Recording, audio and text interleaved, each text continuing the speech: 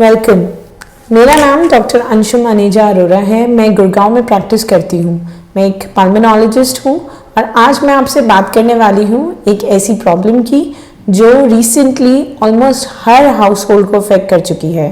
ये है severe viral fever और कॉफ। रिसेंटली आपने देखा होगा कि ऑलमोस्ट हर घर में बुखार और लंबी खांसी, जुकाम और बलगम की प्रॉब्लम हो रही है। ये प्रॉब्लम क्यों हो रही है? क्या ये सर्दी की हवा के कारण है?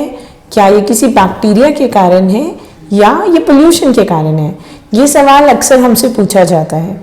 इसका आंसर ये है कि इस सीज़न में जो सर्दी, खांसी और बुखार ऑलमोस्ट हर घर में देखा जा रहा है वो एक वायरल इलनेस के कारण है। क्या ये नया है? जवाब है नहीं। ये वायरल इलनेस, ये सीजनल इलनेस और सीजनल फीवर ऑलमोस्ट हर साल इसी दौरान आता है और इसको बोलते हैं सीजनल इन्फ्लुएंजा। इन्फ्लुएंजा एक ऐसा वायरस है जो कई सालों से सीजनल कॉफ करता आ रहा है। इसके लिए बहुत साल पहले एक प्रिवेंटिव वैक्सीन बनाई गई थी।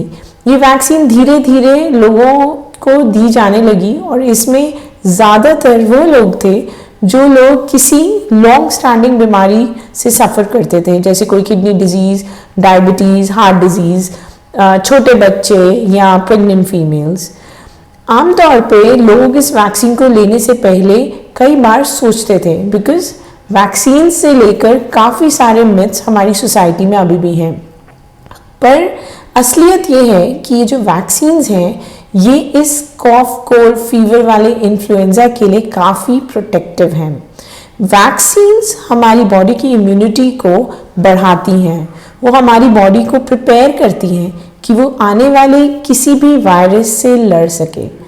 कोविड वैक्सीन इन्फ्लुएंजा वैक्सीन को कवर नहीं करती।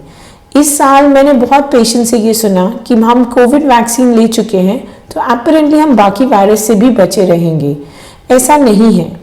ये वायरल इलनेस जो इस बार देखी गई है, इन्फ्लुएंजा ए और इन्फ्लुएंजा बी दोनों ही वायरसेस के थ्रू देखी जा रही है।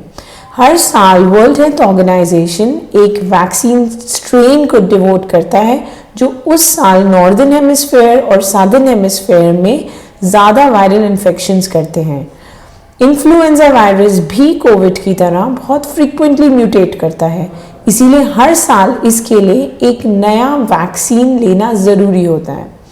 ये वैक्सीन आपकी इम्यूनिटी को कम नहीं कर रहा है, बूस्ट कर रहा है।